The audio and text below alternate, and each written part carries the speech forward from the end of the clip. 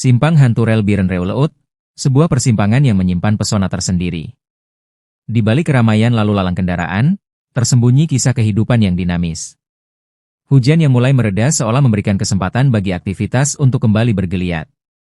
Sore hari, ketika mentari mulai meredup, lalu lintas kendaraan semakin ramai, membawa serta berbagai cerita dan tujuan.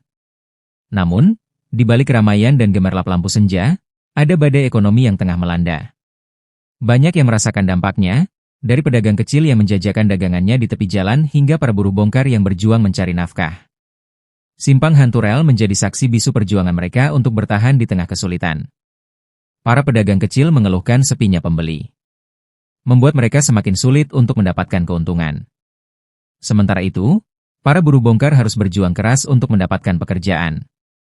Upah yang tidak seberapa seringkali tidak cukup untuk memenuhi kebutuhan sehari-hari. Namun, di tengah kesulitan, semangat untuk bertahan hidup tetap membara. Para pedagang kecil terus berusaha mencari cara untuk menarik pembeli.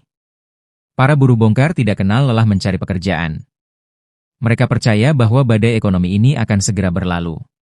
Di tengah pesona dan tantangan yang ada, Simpang Hantu Rel Biren Reuleut tetap menjadi bagian penting dari kehidupan masyarakat setempat dan sekitar kota Biren.